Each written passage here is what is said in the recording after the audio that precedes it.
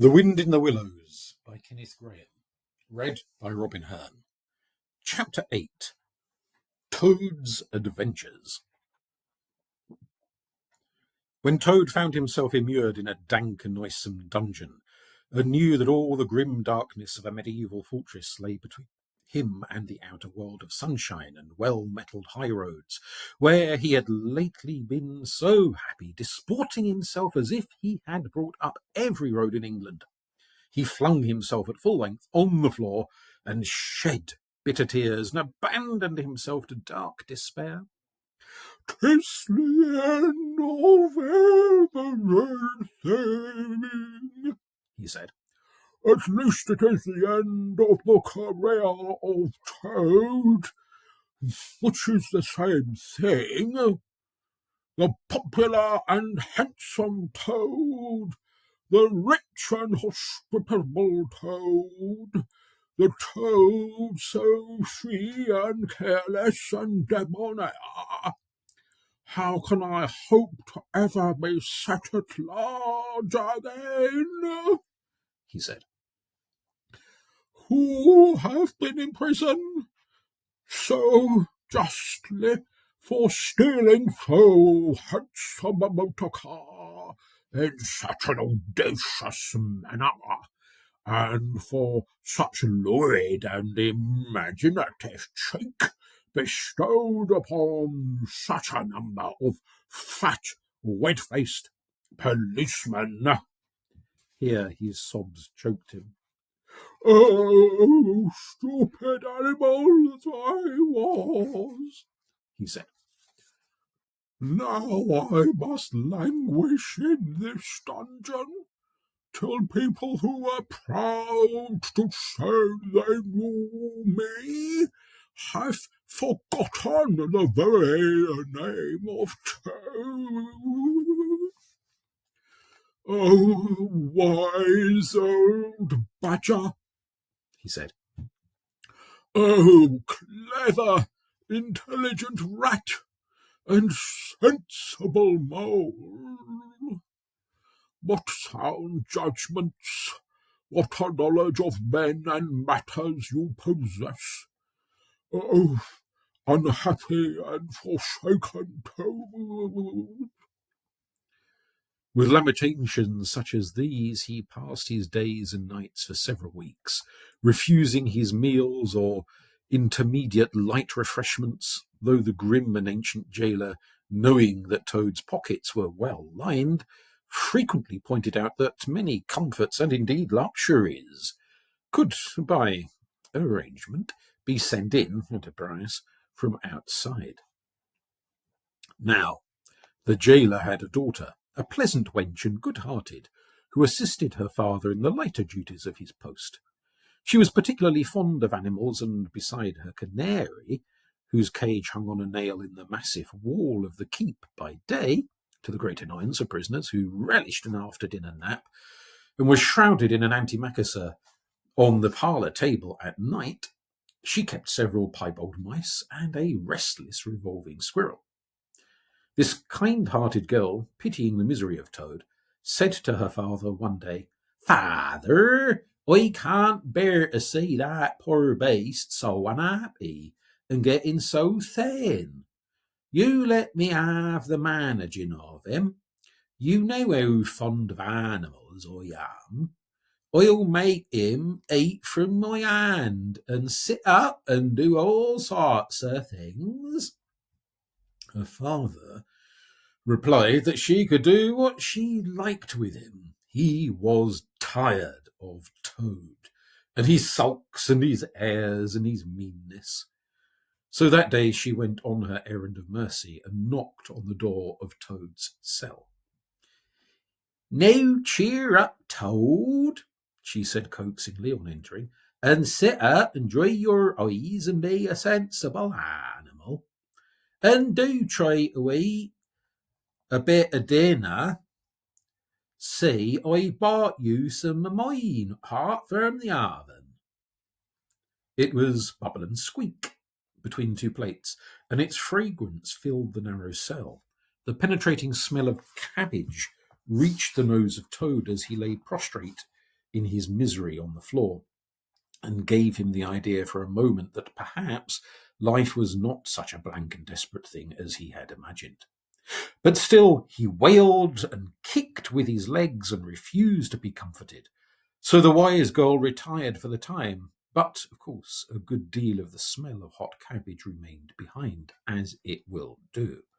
And Toad, between his sobs, sniffed and reflected and gradually began to think new and inspiring thoughts of chivalry and poetry and deeds still to be done, of broad meadows and cattle browsing in them, raked by sun and wind, of kitchen gardens and straight herb borders and warm snapdragon beset by bees, and of the comforting clink of dishes set down on the table at Toad Hall, and the scrape of chair legs on the floor as everyone pulled himself close up to his work. The air of the narrow cell took on a rosy tinge. He began to think of his friends and how they would surely be able to do something, of lawyers and how they would have enjoyed his case, and what an ass he had been not to get in a few. And lastly, he thought of his own great cleverness and resource, and all that he was capable of if only he gave his great mind to it. And the cure was almost complete. When the girl returned, some hours later, she carried a tray with a cup of fragrant tea steaming on it, and a plate piled up with very hot buttered toast, cut thick, very brown on both sides, with the butter running through the holes in it in great golden drops, like honey from the honeycomb. The smell of that buttered toast simply talked to Toad, and with no uncertain voice, talked of warm kitchens, of breakfasts on bright frosty mornings, of cosy parlour firesides on winter evenings, when one's ramble was over and slippered feet were propped on the fender, of the purring of contented cats and the twitter of sleepy canaries.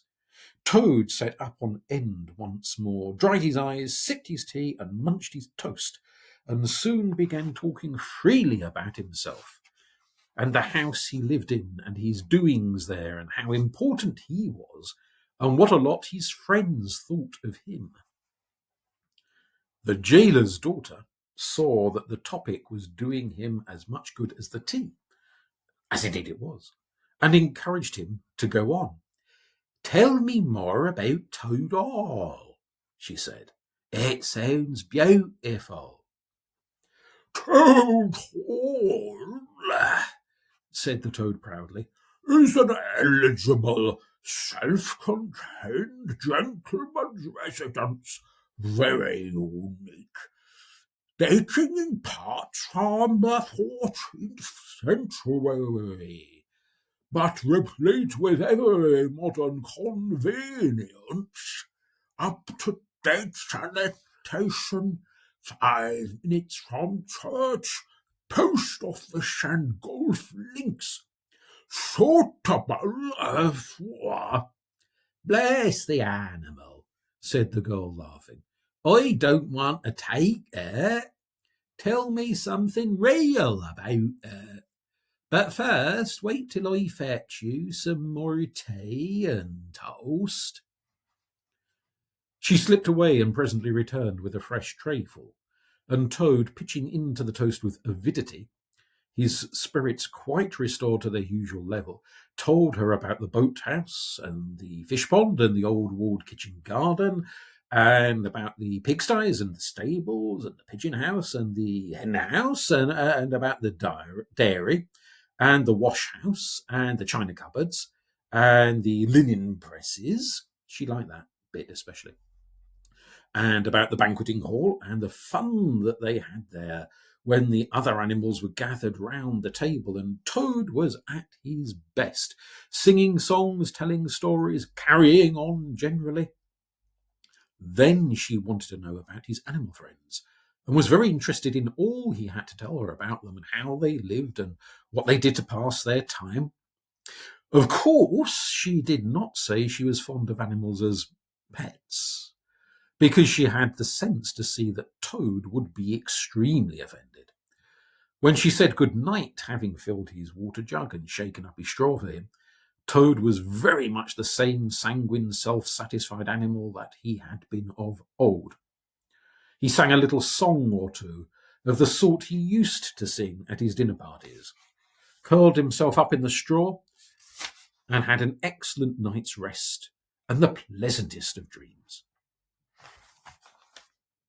They had many interesting talks together after that as the dreary days went on, and the gaoler's daughter grew very sorry for Toad and thought it a great shame that a poor little animal should be locked up in prison for what seemed to her a very trivial offence.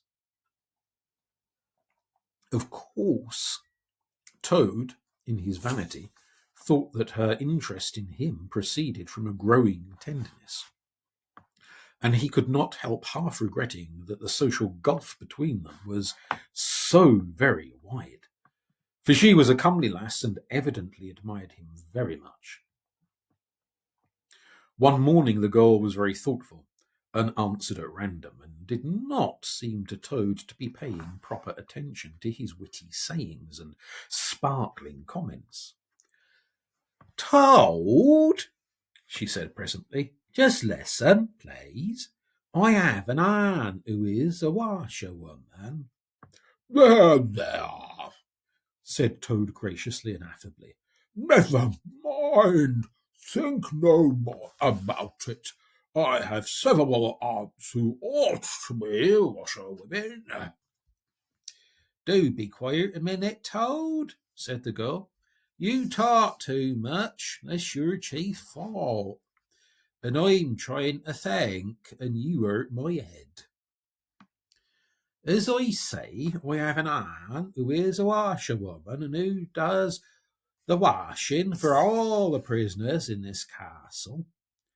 We try to keep any paying business of that sort in the family, you understand.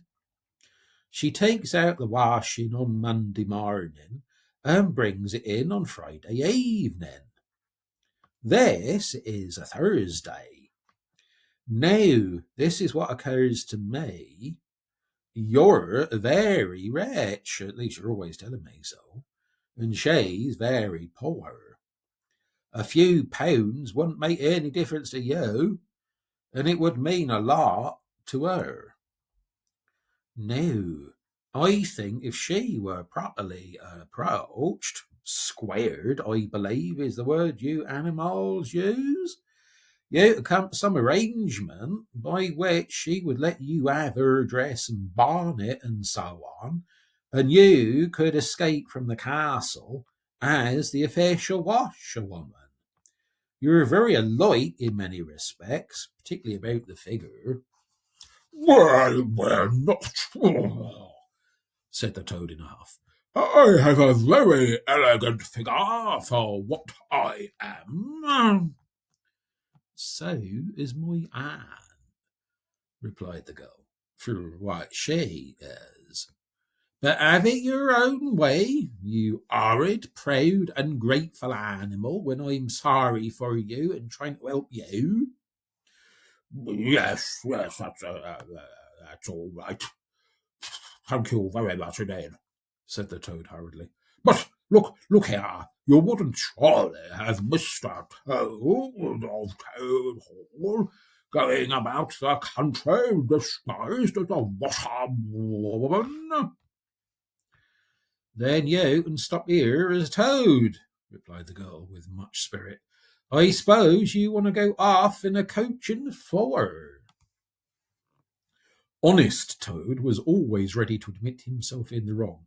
You are a good, kind, clever girl, he said, and I am indeed a proud and stupid Toad.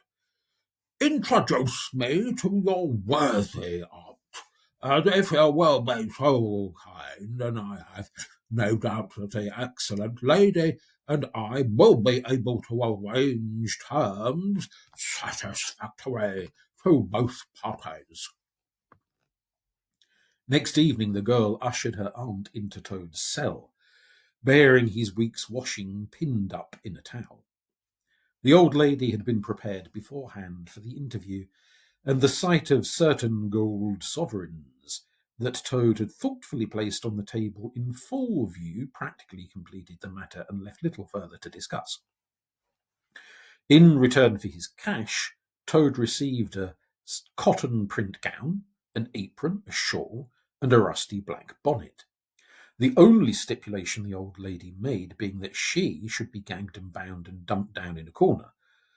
By this not very convincing artifice, she explained, aided by picturesque fiction which she could supply herself, she hoped to retain her situation in spite of the suspicious appearance of things. Toad was delighted with the suggestion.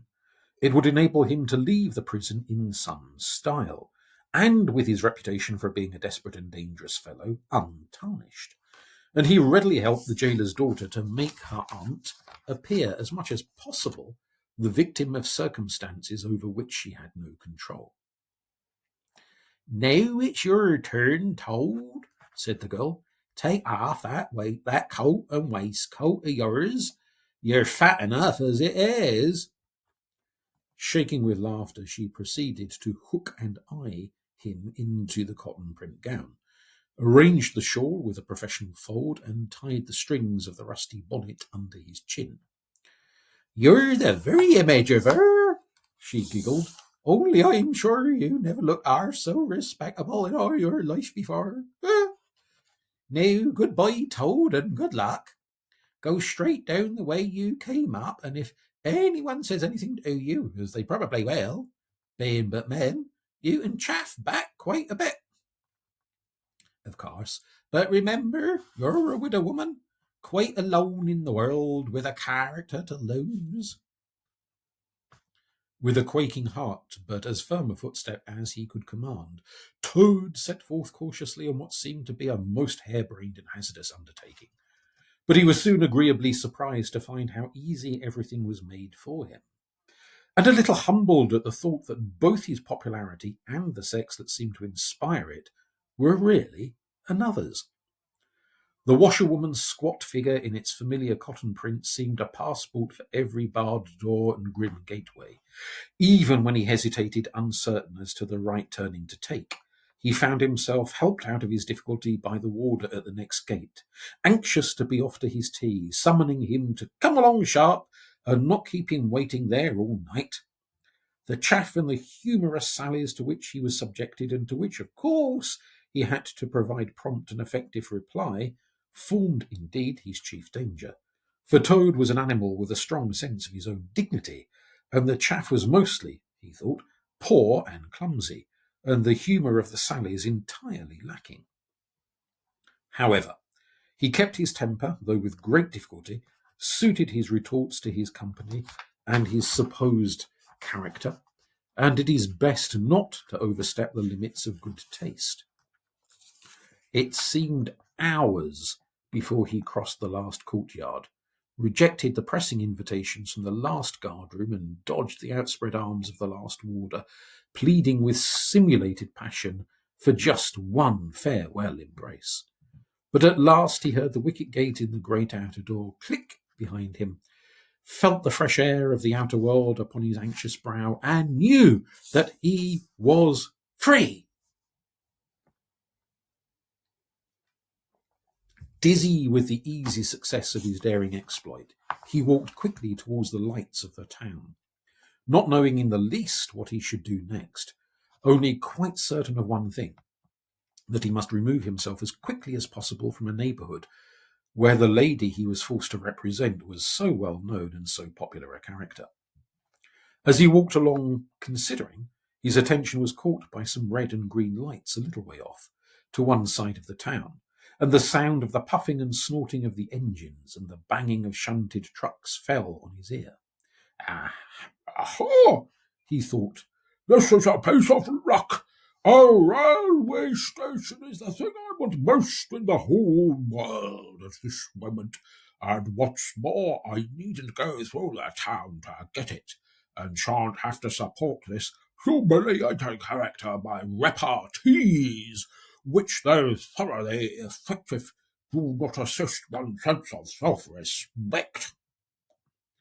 He made his way to the station accordingly, consulted a timetable, and found that a train bound, more or less, in the direction of his home was due to start in half an hour.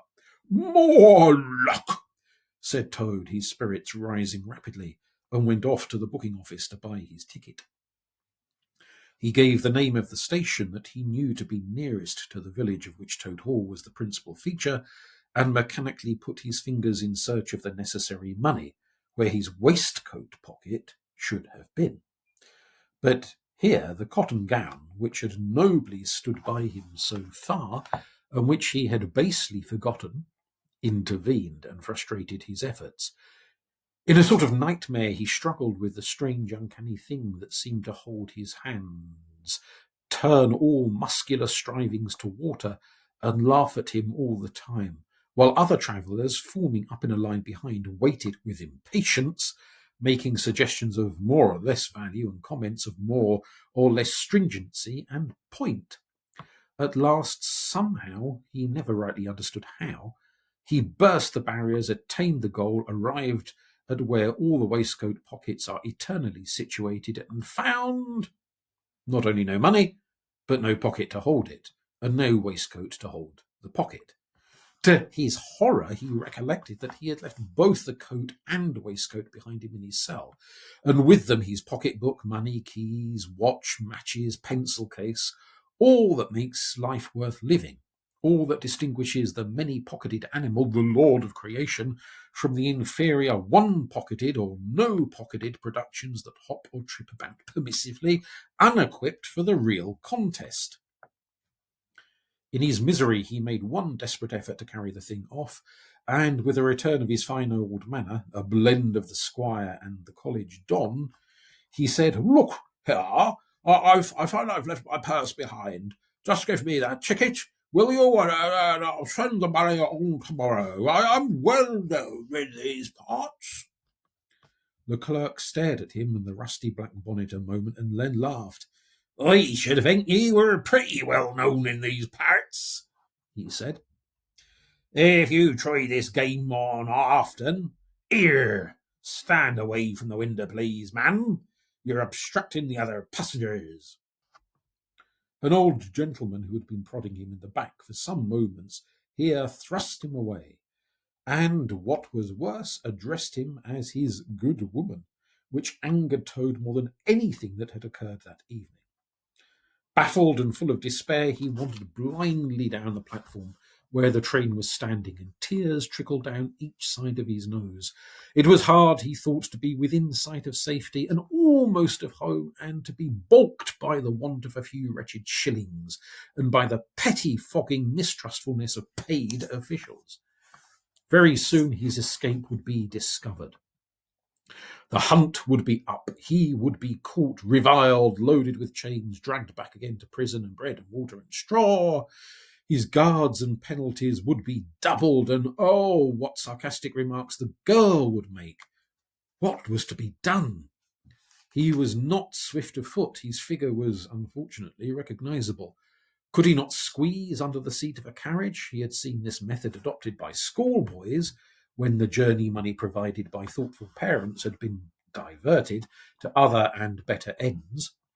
And he pondered. He found himself opposite the engine, which was being oiled, wiped, and generally caressed by its affectionate driver, a burly man with an oil can in one hand and a lump of cotton waste in the other. "Hello, mother," said the engine driver. "What's the trouble? You don't look particularly cheerful." "No, sir," said the Toad, crying afresh.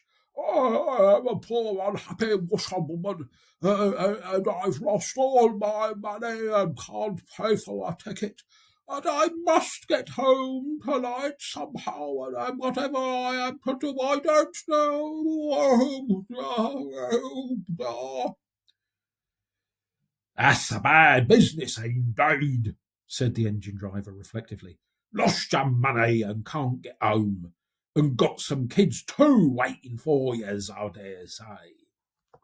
"Any amount of them," sobbed Toad, "and they'll be hungry, and playing with matches, and upsetting lamps, and little innocents, and quarrelling and going on generally. Oh, no, oh, no." "Well," I'll tell you what I'll do, said the good engine driver. You're a washerman to your trade, says you. Very well, that's that. And I'm an engine driver, as you well may see, and there's no denying it's terrible dirty work. Uses up the power of shirts, it does, till my missus is fair tired of washing 'em. If you'll wash a few shirts for me when you gets home and send 'em along, I'll give you a ride on the engine. It's against the company regulations, but we're not so very particular in these out-of-the-way parts. The Toad's misery turned into rapture as he eagerly scrambled up into the cab of the engine. Of course, he had never washed a shirt in his life and couldn't if he tried, and anyhow he wasn't going to begin. But, he thought, when I get safely home to Toad Hall and have my money again and pockets to put it in, I will send the engine driver enough to pay for quite a quantity of washing, and there will be the same thing or better. The guard waved his welcome flag. The engine driver whistled in cheerful response, and the train moved out of the station.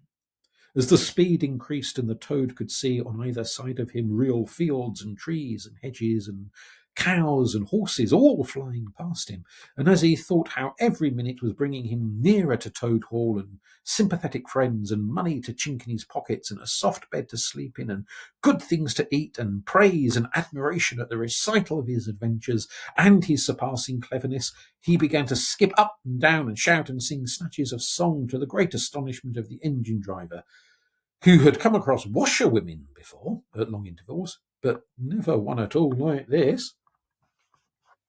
They had covered many and many a mile, and Toad was already considering what he would have for supper as soon as he got home, when he noticed that the engine driver, with a puzzled expression on his face, was leaning over the side of the engine and listening hard. Then he saw him climb onto the coals and gaze out over the top of the train. Then he returned and said to Toad, It's very strange. We're the last train running in this direction tonight. Yet I could be sworn I heard another following us. Toad ceased his frivolous antics at once. He became grave and depressed, and a dull pain in the lower part of his spine, communicating itself to his legs, made him want to sit down and try desperately not to think of all the possibilities. By the time the moon was shining brightly and the engine driver, steadying himself on the coal, could command a view of the line behind them for a long distance. Presently he called out, I can see it clearly now. It is an engine on the rails, coming along at a great pace. It looks as if we was being pursued. The miserable Toad, crouching in the coal dust, tried hard to think of something to do, with dismal want of success. They're gaining on us fast, cried the engine driver, and the engine is crowded with the queerest lot of people. Men like ancient warders waving halberds, policemen in their helmets waving truncheons, and shabbily dressed men in pot hats, obvious and unmistakable plain-clothes detectives even at this distance, waving revolvers and walking sticks, all waving and all shouting the same thing. Stop, stop, stop. Then Toad fell on his knees among the coals and, raising his clasped paws in supplication, cried, Save me! Only save me, dear kind Mr. Engine Driver, and I will confess everything. I am not the simple washerwoman I seem to be. I have no children waiting for me, innocent or otherwise. I am a Toad, the well-known and popular Mr. Toad, a landed proprietor. I have just escaped by my great daring and cleverness from a loathsome dungeon into which my enemies had flung me. And if those fellows on that engine recapture me, it will be chains and bread and water and straw and misery, once more for poor, unhappy, innocent Toad. The engine driver looked down upon him very sternly and said, "Now, tell the truth. What were you put in prison for?" "Oh, it was nothing very much," said poor Toad, colouring deeply. "I only borrowed a motor car while the owners were at lunch. They had no need of it at the time. I didn't mean to steal it willingly, but people, especially magistrates, take such harsh views of thoughtless and high-spirited actions." The engine driver looked very grave and said, "I fear that you have been indeed a wicked Toad, and by rights I ought to give you up to offended justice. But as you are evidently in more trouble and distress, I will not desert you. I don't hold with motor cars, for one thing, and I don't hold with being ordered about by a policeman when I'm on my own engine, for another. And the sight of an animal in tears always makes me feel queer and soft-hearted. So cheer up, Toad. I'll do's me best, and we may beat some yet." They piled on more coals, shoveling furiously. The furnace roared, the sparks flew, the engine leapt and swung, but still their pursuers slowly gained. The engine driver, with a sigh, wiped his brow with a handful of cotton waste and said, "I'm afraid it's no good, Toad. You see, they are running light and they have the better engine. There's just one thing left for us to do, and it's your only chance. Attend very carefully to what I tells you. A short way ahead of us is a long tunnel, and on the other side of that the line passes through a thick wood. Now, I will put on all the speed I can while we are running through the tunnel, but the other fellows will slow down a bit, naturally, for fear of an accident. When we are through, I will shut off steam and put on brakes as hard as I can, and the moment it's safe to do so, you must jump and hide in the wood before they get through the tunnel and seize you. Then I will go full speed ahead again, and they can chase me if they like, for as long as they like and as far as they like. Now, mind and be ready to jump when I tell you." They piled on more coals, and the train shot into the tunnel, and the engine rushed and roared and rattled, till at last they shot out at the other end into fresh air and the peaceful moonlight, and saw the wood lying dark and helpful on either side of the line. The driver shut off steam and put on brakes. The Toad got down on the step, and as the train slowed down to almost a walking pace, he heard the driver call out, "Now, jump!" Toad jumped, rolled down a short embankment, picked himself up unhurt, scrambled into the wood and hid. Peeping out, he saw his train get up speed again and disappear at a great pace. Then out of the tunnel burst the pursuing engine, roaring and whistling, her motley crew waving their various weapons and shouting, "Stop, stop, stop!" When they were past, the Toad had a hearty laugh for the first time since he was thrown into prison. But he soon stopped laughing when he came to consider that it was now very late and dark and cold, and he was in an unknown wood with no money and no chance of supper, and still far from friends and home, and the dead silence of everything after the roar and rattle of the train was something of a shock. He dared not leave the shelter of the trees, so he struck into the wood with the idea of leaving the railway as far as possible behind him. After so many weeks within walls, he found the wood strange and unfriendly, and inclined, he thought, to make fun of him. Nightjars, sounding their mechanical rattle, made him think that the wood was full of searching warders closing in on him. An owl, swooping noiselessly towards him, brushed his shoulder with its wing, making him jump with the horrid certainty that it was a hand, then flitted off moth-like, laughing its low woo, woo, woo, which Toad thought in very poor taste. Once he met a fox who stopped, looked him up and down in a sarcastic sort of way, and said, "Hello, washerwoman. Half a pair of socks and a pillowcase short this week. Mind it doesn't occur again," and swaggered off, sniggering. Toad looked about for a stone to throw at him, but could not succeed in finding one, which vexed him more than anything.